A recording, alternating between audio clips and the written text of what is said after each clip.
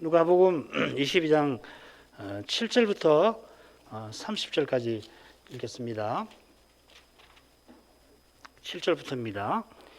유월절 양을 잡을 무교절일이 이런지라. 예수께서 베드로와 요한을 보내시며 가라사대 가서 우리를 위하여 유월절을 예비하여 우리로 먹게 하라. 여짜오되 어디서 예배하기를 원하시나이까? 이르시되 보라, 너희가 성내로 들어가면 물 한 동이를 가지고 가는 사람을 만나리니 그에 들어가는 집으로 따라 들어가서 그 집 주인에게 이르되 선생님이 내게 하는 말씀이 내가 내 제자들과 함께 유월절을 먹을 객실이 어디 있느냐 하시더라 하라. 그리하면 저가 자리를 베푼 큰 다락방을 보이리니 거기서 예비하라 하신대 저희가 나가 그 하시던 말씀대로 만나 유월절을 예비하니라. 때가 이름에 예수께서 사도들과 함께 앉으사 이르시되 내가 고난을 받기 전에 너희와 함께 이 유월절 먹기를 원하고 원하였노라. 내가 너희에게 이르노니 이 유월절이 하나님의 나라에서 이르기까지 다시 먹지 아니하리라 하시고 이에 잔을 받으사 사례하시고 가라사대 이것을 갖다가 너희끼리 나누라. 내가 너희에게 이르노니 내가 이제부터 하나님의 나라가 임할 때까지 포도나무에서 난 것을 다시 마시지 아니하리라 하시고 또 떡을 가져 사례하시고 떼어 저희에게 주시며 가라사대 이것은 너희를 위하여 주는 내 몸이라. 너희가 이것을 행하여 나를 기념하라 하시고 저녁 먹은 후에 잔도 이와 같이 하여 가라사대 이 잔은 내 피로 세우는 새 언약이니 곧 너희를 위하여 붓는 것이라. 그러나 보라, 나를 파는 자의 손이 나와 함께 상 위에 있도다. 인자는 이미 작정된 대로 가거니와 그를 파는 그 사람에게는 화가 있으리로다 하시니 저희가 서로 묻되 우리 중에서 이 일을 행할 자가 누구일까 하더라. 또 저희 사이에 그중 누가 크냐 하는 다툼이 난지라. 예수께서 이르시되 이방인의 임금들은 저희를 주관하며 그 직분자들은 은인이라 칭함을 받으나 너희는 그렇지 않을지니 너희 중에 큰 자는 젊은 자와 같고 두목은 섬기는 자와 같을지니라. 앉아서 먹는 자가 크냐 섬기는 자가 크냐 앉아 먹는 자가 아니냐. 그러나 나는 섬기는 자로 너희 중에 있노라. 너희는 나의 모든 시험 중에 항상 나와 함께한 자인즉 내 아버지께서 나라를 내게 맡기신 것과 같이 나도 너희에게 맡겨 너희로 내 나라에서 내 상에서 먹고 마시며 또는 보좌에 앉아 이스라엘 12지파를 다스리게 하려 하노라.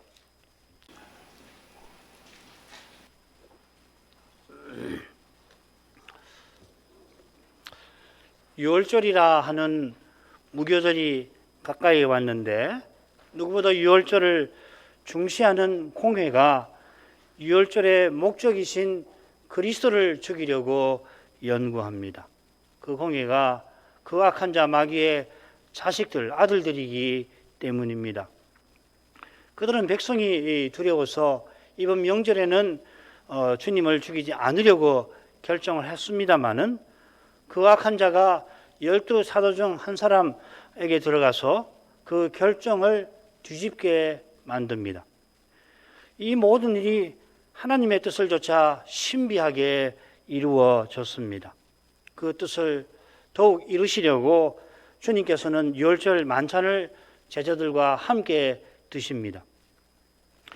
그 뜻이 바로 주님의 고난 십자가지요.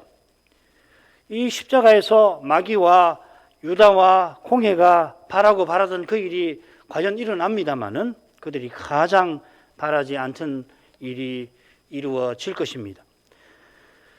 주님께서 제자들과 유월절 만찬을 드신 이 사건을 세 부분으로 나누어서 살피려고 합니다. 7절부터 13절까지는 주님께서 두 제자를 보내어서 이 만찬을 은밀하게 준비하게 하시는 내용이고요. 그 다음 14절부터 23절까지는 주님께서 제자들과 함께 만찬을 드시면서 주님의 고난을 알리시게 됩니다. 그리고 나머지 부분에서는 주님께서 서로 다투는 제자들에게 하나님 나라를 교훈하고 계시는데, 이 세 부분을 보면 주님의 고난이 이 모두에 언급되어 있을 것입니다. 자, 그러면은 먼저 처음 부분으로 가죠. 역시 셋으로 생각하겠습니다.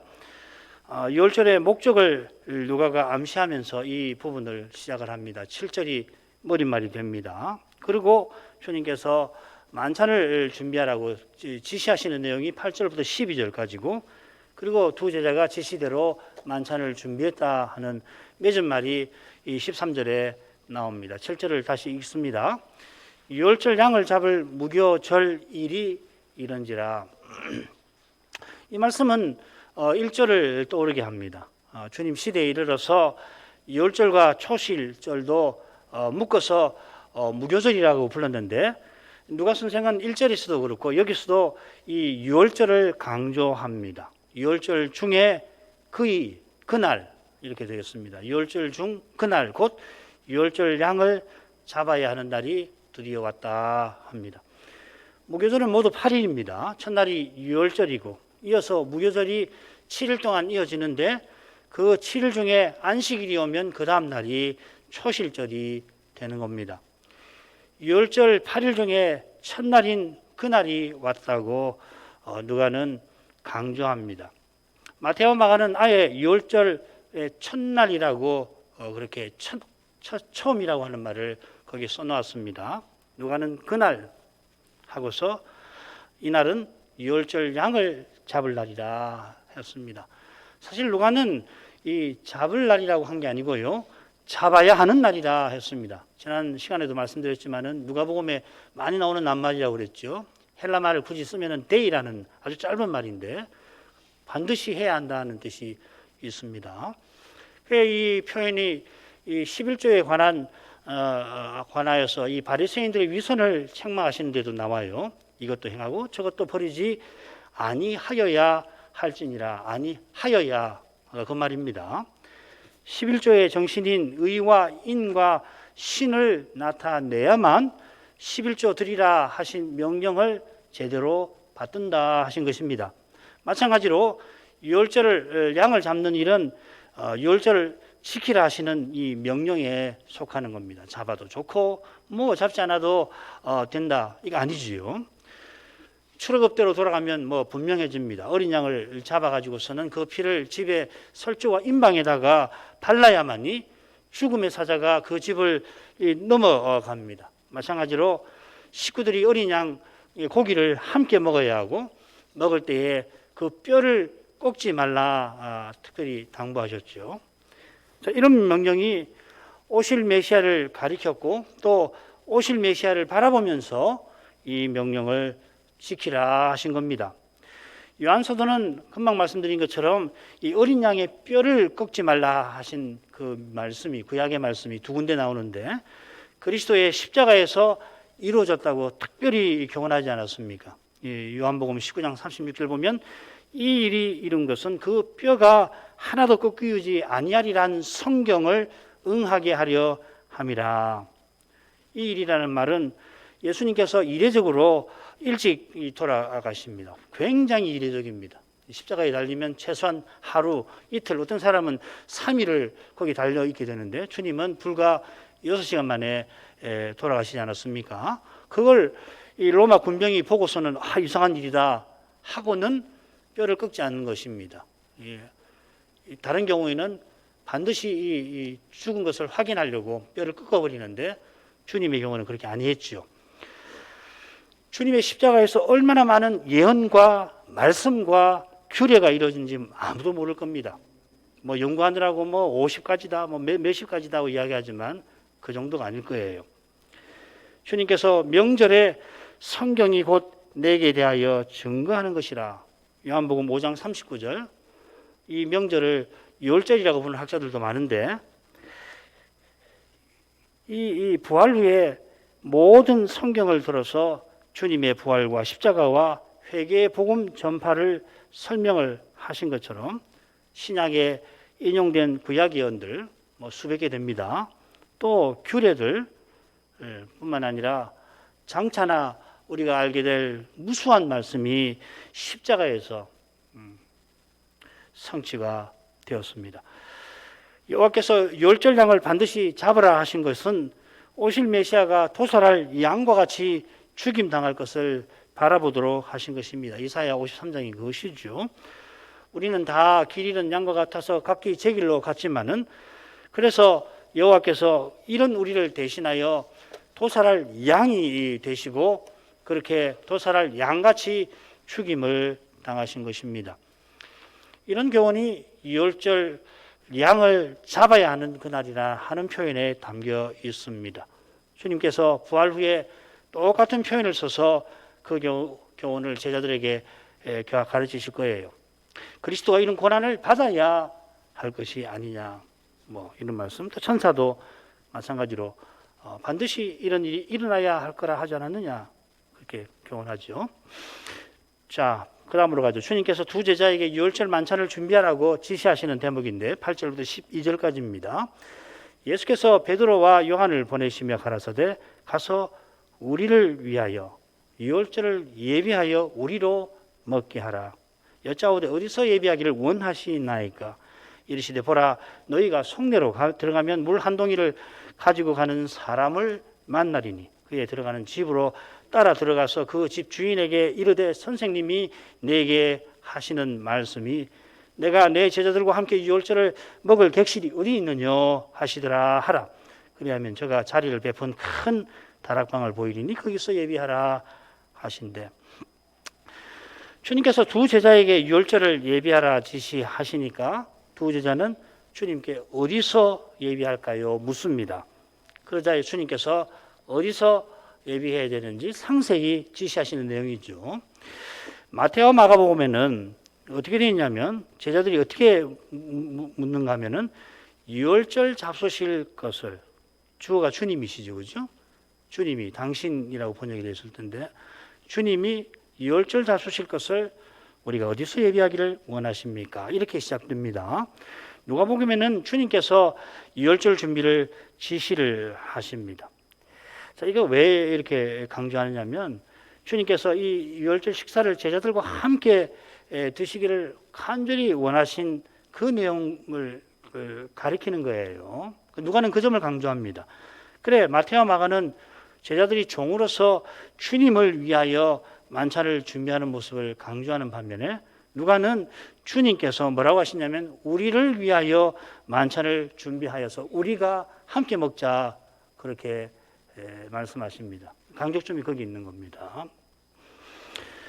마가도 주님께서 두 제자 보내신 것을 지적을 하긴 하는데 이름은 누가가 밝힙니다. 베드로와 요한입니다. 이 누가의 다른 책 사도행전에도 이 베드로와 요한이 주로 나오죠. 주님께서 이 베드로와 요한을 보내시면서 이 둘에게 우리를 위하여 유월절을 예비하라 하십니다. 그처럼 베드로와 요한이 주님 지시를 받고는 어디서 예비할까요? 아래입니다. 이런 은밀한 준비는 가룟 유다가 주님을 넘겨줄 기회를 엿보는 것과 붙어 있는 것 같아요. 마태, 마가도 제자들이 어디서 준비할까요? 여쭙긴 합니다. 그러나 누가는 그 준비가 훨씬 은밀히 이루어졌다는 것을 암시하고 있습니다. 가룟 유다도 어디서 만찬이 있을지 아마 직전까지는 몰랐을 것입니다.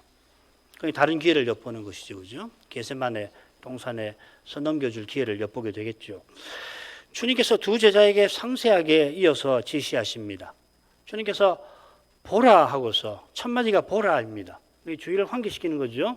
보라 하고서 두 제자가 성에 들어갈 때에 보아야 할, 볼만한, 주목할 만한 일을 알려주십니다. 그게 뭐냐면 물 한 동이를 가지고 가는 사람을 만나는 거인입니다. 그 당시에 이 물 동이를 지고 가는 사람은 여성들이죠. 여성들인데 어떤 남자가 물동이를 지고 가는 것을 너희가 보게 될 거다. 그래서 보라 하시는 것입니다. 그를 보게 되면 그를 따라가서 그가 들어가는 집으로 들어가라 하십니다. 그러고서 들어가서는 그 집주인에게 일러줄 말씀을 주십니다. 선생님이 내게 하는 말씀이에요. 선생님이 내게 말씀하신다, 이렇게 되어 있습니다. 이것은 그 집주인이 예수님의 제자라고 하는 것을 가리킵니다. 집주인이 이름만 주님의 제자가 아니라 주님의 말씀을 착실히 순종하는 제자인 겁니다. 이런 제자 한 사람이 예루살렘 입성하실 때도 자기 당나귀를 기꺼이 내어드린 일이 있죠. 거기는 선생이라고 되지 않고 주라고 그렇게 표시를 해놨습니다. 주님께서 이번에도 제자들과 함께 유월절 먹을 것을 언급하시며 먹을 객실이 어딘지 물으십니다. 이 객실이라는 말이 누가복음 2장 7절에 사관이라 여관이라고 새겨져 있는데 그보다는 개인 집안의 손님을 모시는 객실로 거기도 새기는 게 좋아요. 우리는 성탄절 하면 여관이 없어가지고서 결국 주님이 구유에 누우셨구나 이렇게 생각하는데 객실이 없는 겁니다. 개인 집에서 객실이 이미 찼어요. 그래서 주님께서는 보조 객실에서 짐승과 함께 지내신 것 같습니다. 가난한 집은 이렇게라도 손님을 위한 객실을 갖춰 놓습니다. 객실이 하나 있고요. 정식 객실이 있고 그게 없으면은 이 보조 객실로 이 짐승이 있는 그곳을 넓혀 가지고서 거기서도 손님이 지내게 하시는 겁니다. 주님이 거기서 나신 것입니다. 그런데 이 집은 객실로 큰 다락방을 갖추고 있습니다. 게다가 이 다락방은 이미 자리를 베풀어 놨습니다. 무슨 말이냐면 이 표현은 어디 쓰이냐면 예수님이 입성하실 때 사람들이 옷을 펴고 나뭇가지를 펴놓은 거기 쓰이는 말이거든요. 그러니까 또 거기도 쓰이고 또 베드로가 중풍병 걸린 그 애니야를 낫게 할 때에 네 자리를 정돈하라 할 때 쓰는 말입니다. 그러니까 이 집주인이 다락방을 벌써 정돈해 놓아 가지고서 두 제자가 만찬을 준비하는데 별 어렵지 않게 되어 있다는 겁니다. 아마도 이 집주인이 주님과 제자들이 드실 그 유월절 음식도 마련해 놓은 것 같아요. 그러면 제자들이 뭐 물건을 사러 부산스럽게 준비할 필요가 없지 않습니까? 또 돈을 쓰게 되면은 이 가룟 유다를 통해야 되잖아요. 그럴 필요도 아마 없지 않았을까. 바른 유다에게 들킬 위험도 없지 않았을까 싶습니다. 자, 13절로 가죠. 저희가 나가 그 하시던 말씀대로 만나 유월절을 예비하니라. 두 사람이 나갔다 이렇게 됐는데 이 마가복음을 참조한 번역일 겁니다. 거기 보면은 그야말로 나가 예루살렘 성내로 들어갔다 이렇게 되어 있습니다. 누가는 그냥 떠났다 이렇게 되어 있습니다. 그러니까 주님이 지시를 내리시는 그 장소를 떠나서 예루살렘 안으로 들어간 겁니다. 떠난 곳은 따라서 예루살렘 바깥이 되겠죠. 이게 베단인지 아니면은 겟세마네인지 마가복음을 보면은 집 같아요. 어떤 집에서 나가서 성내로 들어간 것 같습니다. 두 제자가 나가서 그 하시던 말씀대로 사람과 일과 장사를 만나죠. 주님께서 십자가로 가시는 그 길을 친히 열어가시는 겁니다. 주님께서 메시아로서 옛적에 여호와께서 하신 말씀대로 그 길을 열어가십니다. 마찬가지로 주님 자신이 하나님으로서 친히 말씀하신 대로 그 길을 열어가시는 겁니다. 그 일에 12 사도 중 2사람을 쓰십니다.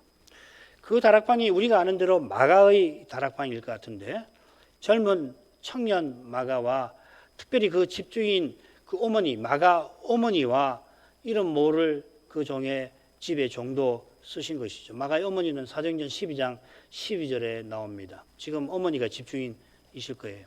마가는 청년이고 그래서 마가복음에 혼입을 뒤집어 쓰고 겟세마네로 주님의 체포를 알리러 온 그 청년이 마가라고 생각들 하죠. 아직은 어립니다. 마가가. 그러니까 집주인은 어머니일 것 같아요. 아버님은 아마 세상을 먼저 떠나신 게 아닌가 짐작되는데 아무튼 뭐 그렇게 짐작할 수 있습니다. 마가가 가룟 유다에게 들어가 글을 써서 주님을 공회에 넘기려 하는데 주님께서는 그 악한 꾀조차도 쓰십니다. 이용하시는 거죠. 유다가 마가의 다락방을 미리 알게 되면은 주님께서 제자들과 함께 유월절 만찬 드시는 그 일에 특별히 그 자리에서 성찬을 제정하시는 일에 어려움이 생길 수도 있을 것입니다. 인자가 많은 고난을 받고 장로들과 대제사장들과 서기관들에게 버림받아 죽임을 당하시고 제3일에 살아나야 하리라. 이 말씀을 이루시려고 주님께서 두 제자에게 말씀하신 그대로 일이 일어나도록 하셨습니다. 자, 두 번째 단락으로 가죠. 14절부터 23절. 이제 유월절 만찬을 드시는 장면인데 넷으로 나누려고 합니다. 14절은 머릿말이 됩니다. 주님께서 사도들과 함께 앉으셨다 하는 거고요. 15절부터 18절까지는 이 유월절이 하나님 나라에서 이기까지는 드시지 않겠다. 유월절의 성취에 관한 말씀을 하시고요. 그 다음 19, 20절은 우리가 아는 대로 이 떡과 포도주로 성찬을 제정하시는 내용입니다. 그리고 21절부터 23절이 특이한데, 특이하진 않죠. 이것은 주님 파는 자, 가룟 유다에 대한 예고가 끝에 나와 있습니다. 중요한 것은 마태나 마가하고 순서가 조금 다르다 하는 점입니다. 이건 나중에 제가 설명을 하겠습니다.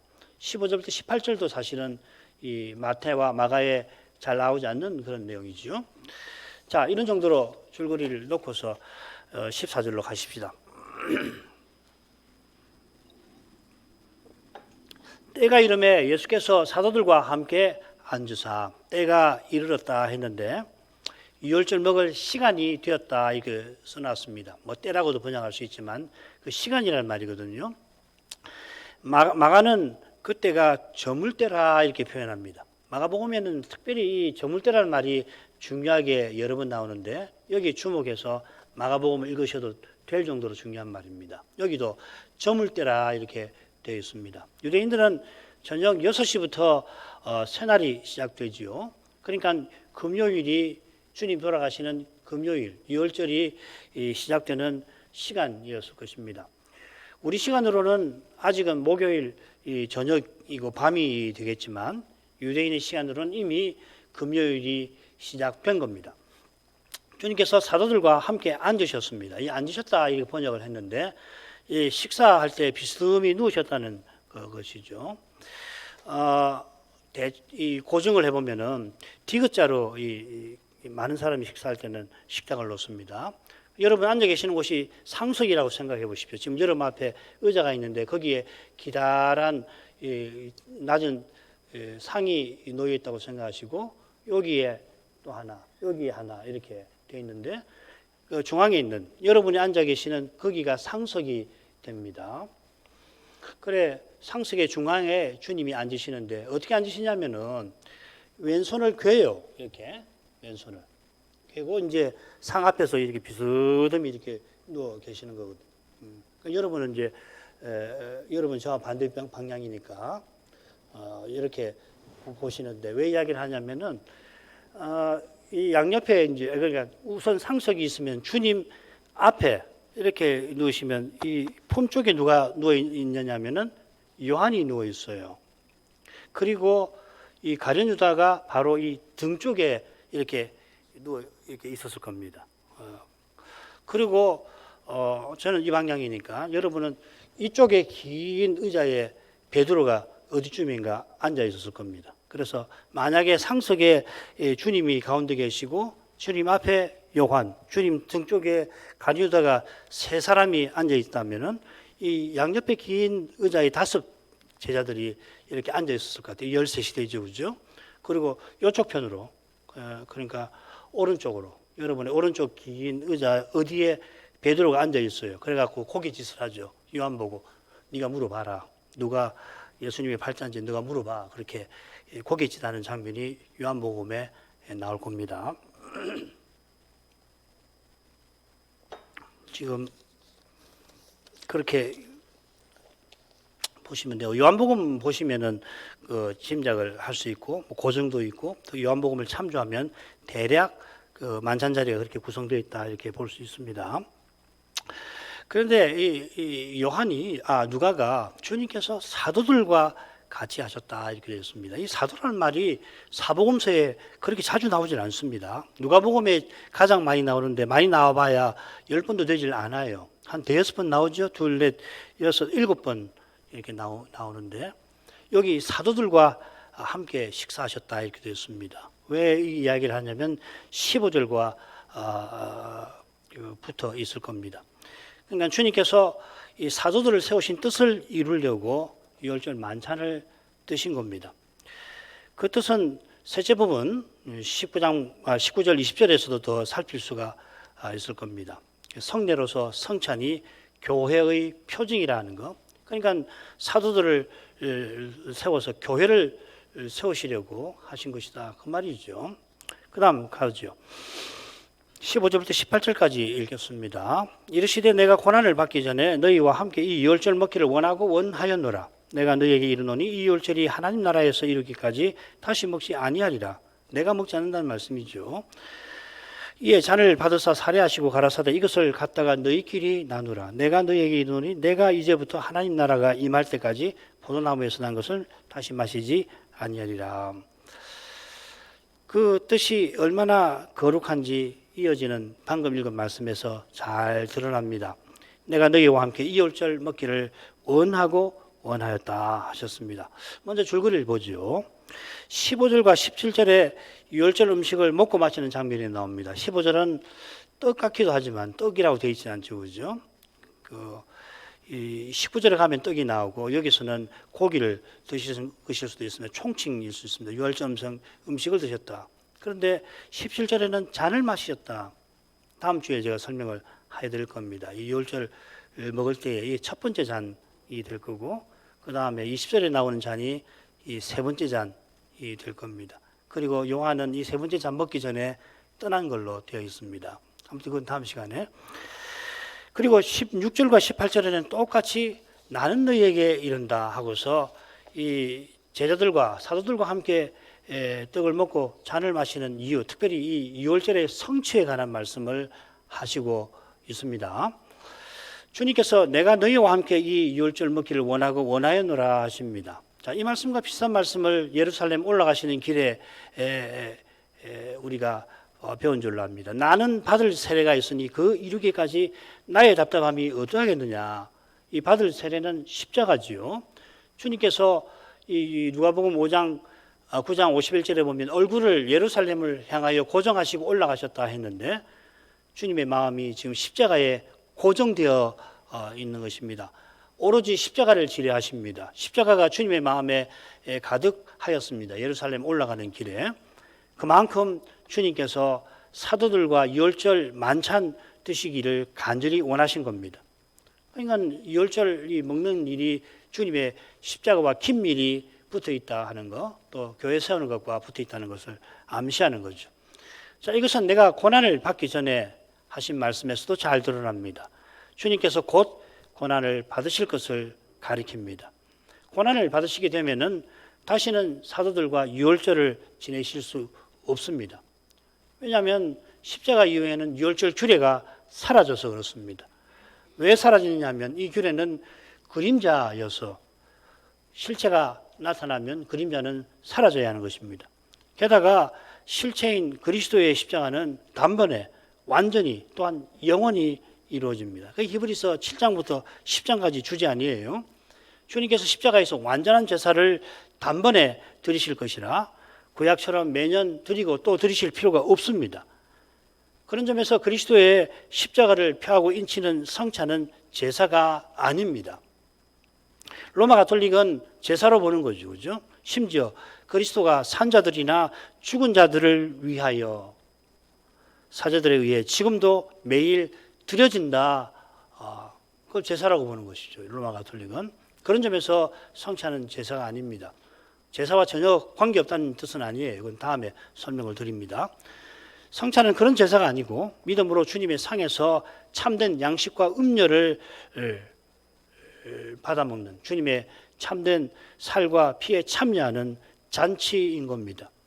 주님께서 우리를 위해서 십자가 지신 그 은혜를 얻는 방도로서 성찬을 제정하신 겁니다.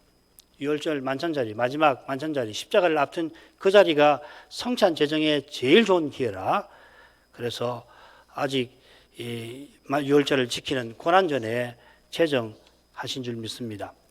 16절은 왜냐하면 하고 시작됩니다. 주님께서 고난 받기 전에 유월절 먹기를 간절히 원하신 이유가 16절에 나옵니다.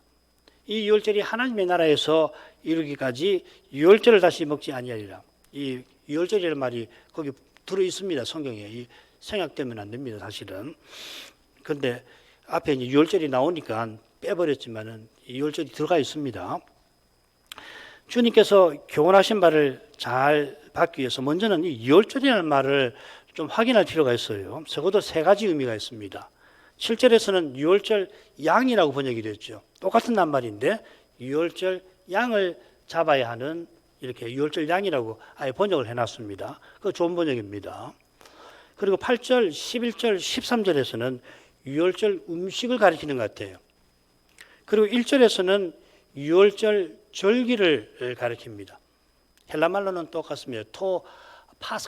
파스카라고 되어 있습니다. 파스카라는 말 좀 들어보셨죠? 이게 이제 유월절 절기라는 말도 되고 유월절 음식이라는 말도 되고 심지어 유월절 양도 가리키기도 합니다. 이 세 가지 의미가 있다는 걸 염두에 두셔야 합니다. 한글 개역에서는 이 유월절이라고 했죠. 15절에 나와서 그걸 그대로 받아서 새긴 겁니다. 15절에 이 유월절은 주님의 마지막 유월절 식사를 가리킵니다. 떡일 수도 있고요, 고기일 수도 있고, 유월절 식사 전체를 가리키는 것이라고 봐야 할 겁니다. 그런데 16절을 보십시오. 유월절이 이룬다라는 말의 주어로도 나오고 먹는다는 말의 목적으로도 나오죠. 이룬다고 했을 때는 당연히 절기라는 뜻이겠고, 먹는다고 하셨을 때는 음식을 가리키는 것이 자연스럽겠죠. 이 해석이 18절과도 어울립니다. 18절에 어떻게 됐냐면 내가 이제부터 하나님 나라가 임할 때까지 포도나무에서 난 것을 다시 먹지 아니하여 하리라. 마찬가지로 16절도 같은 문장 구조로 되어 있죠. 유월절이 하나님 나라에서 이르기까지 유월절을 다시 먹지 아니하리라. 뒤에는 음식을 말하는 거, 앞에는 절기를, 규례를 말하는 것으로 보는 것이 자연스러울 겁니다. 유월절이 하나님 나라에서 이르기까지, 결국 하나님 나라가 임할 때까지를 가리키는 것이죠. 하나님 나라가 임할 때라고 하는 것은 그 나라가 이미 임한 지금과 달리 장차 완성된 형태로 등장할 때라 하십니다. 이렇게 보는 것이 좋습니다. 왜 그러냐면 누가 선생은 지금 제자들이 예루살렘 입성하시면은 하나님 나라가 당장에 나타날 줄로 생각했다고 그러죠. 그래서 그 생각 때문에 올라가는 길에 다투고 심지어 지금 만찬 자리에서도 다툽니다.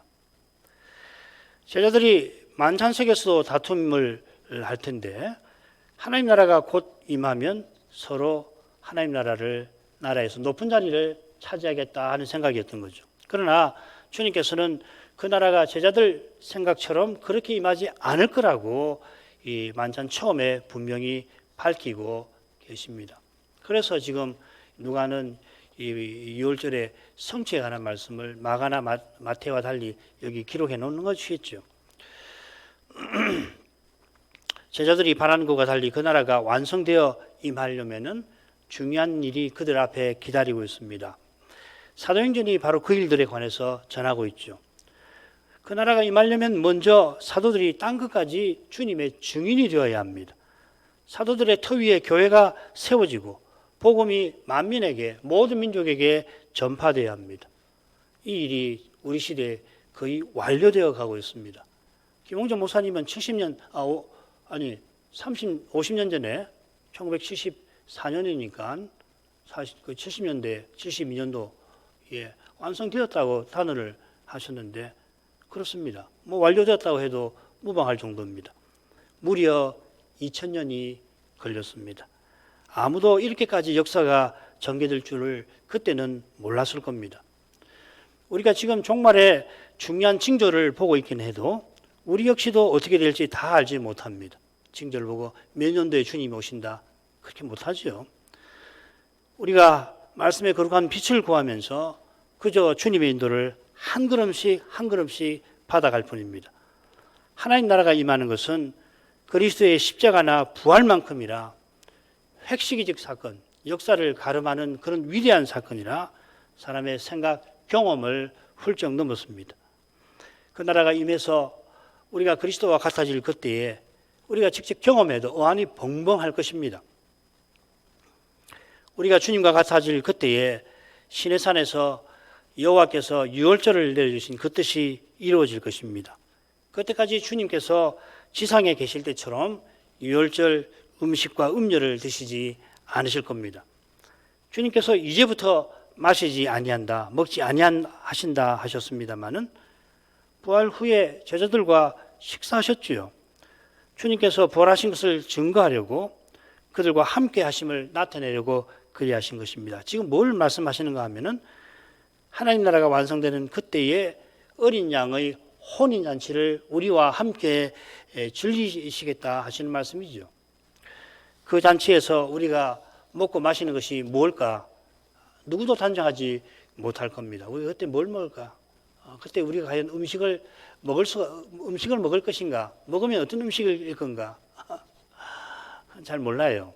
그러나 분명히 말씀을 들을 수 있는 것은 우리가 그리스도의 새 생명을 풍성히 누릴 것이다 하는 것입니다. 이건 장차 그리스도와 같아질 것과 붙어 있습니다만은 그리스도와 같아진 우리가 매 순간 서로 그리스도를 더욱더욱 드러낼 것입니다. 영원한 나라는 완성의 나라입니다만은 그 완성은 지금 여기서 우리가 경험하는 그런 완성과 달리 영원히 매 순간 완성되어 가는 완성일 것입니다. 이것이 장차도 소망이 있다는 말씀과 붙어 있습니다. 지금 우리가 간절히 바라는 것을 장차 얻게 될 것입니다. 사랑하는 이들도 만날 것입니다. 그리스도로 같아질 때 앞서간 성도들을 만나게 되겠습니다마는 얻는 그 순간 새로운 소망이 우리에게 일어날 것입니다. 그리스도가 그런 분이십니다. 영원히 소망하고 소망할 분이십니다. 그리스도와 같아진 우리도 서로에게 영원히 바랄 것이 있을 것입니다.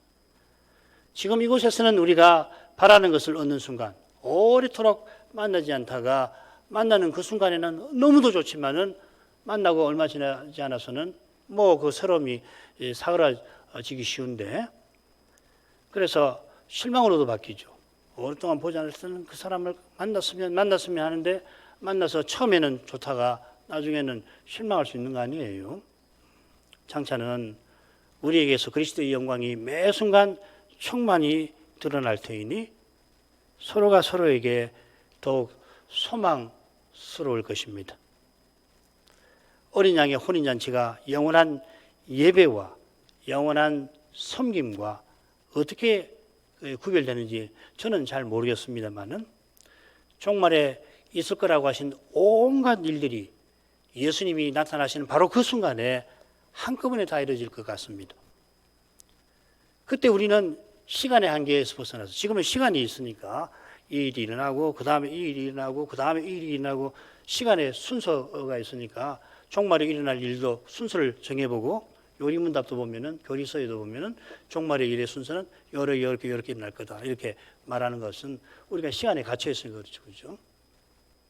그때는 시간의 한계를 벗어나서 우리가 늘 자주 말하는 무한, 영원의 신비를 실감하게 될 것 같습니다. 얼마나 복스러운 순간이고 소망스러운 순간인지 모릅니다. 이 소망을 붙드는 교회와 신자는 믿음으로 죄와 죽음의 현실에 담대하게 대면할 수가 있을 것입니다. 소망한 그 나라에 틀림없이 들어갈 것입니다. 그 나라는 죄도 죽음도 먼지조차 그림자조차 없는 그러한 나라입니다. 그 나라가 우리 모두를 기다리고 있습니다. 기도하겠습니다. 거룩하신 아버지, 우리 주님께서 제자들과 마지막 유월절 만찬을 원하고 원하신 그 심정을 십자가에서 또한 하나님 나라가 완성되어 임하는 그날에 조금 헤아릴 수가 있겠습니다. 장차 우리를 주님과 같아지게 하실 것을 예수님이 얼마나 원하실지 실로 헤아릴 길이 없습니다. 우리가 지금 여기서 원하고 있는 것이 그때에 비하면 얼마나 부족하고 부족한 것을 원했는지 서로에게도 우리가 바라는 것이 얼마나 미급한 것인지 장차 알고서는 깜짝 놀라게 하실 것입니다. 아무리 훌륭한 신학이 있다 하더라도 그리스도와 같아지는 그때에 우리가 어떻게 될지 다 설명하지 못할 것입니다. 그리스도가 비밀이신 것처럼 장차 우리의 모습도 실로 신비할 것입니다. 이 신비를 믿음으로 지금 조금씩 맛볼 수 있게 하신 줄 압니다. 여기서는 미미하게 맛볼 뿐이겠고 맛보고자 하나 맛보지 못하는 경우가 허다하겠습니다만은 맛보는 만큼 우리의 마음이 하늘의 주님께로 주님 다시 오시는 그날로 향하게 하실 것입니다. 그 영광의 날을 이제도 바라봅니다. 우리 눈앞에 펼쳐진 우리의 삶 얼마 실로 비천할지라도 그 비천한 삶 속에서 허덕이는 나라고 하는 존재의 가치가 실로 무엇인가 무가치하게 느껴질지라도 우리가 이미 하나님의 아들들임을 기억합니다. 이 세상 누가 뭐라고 할지라고 하더라도 그리스도 안에서 우리에게 주신 이 복된 지위와 또 주실 은혜는 전혀 달라지지 아니합니다. 주님의 사랑이 틀림없이 우리를 영원히 아들로 인정하시고 약속하신 그 은혜를 주실 것입니다. 주님을 의지하고 또 의지하게 하옵소서. 예수님 이름으로 기도합니다. 아멘.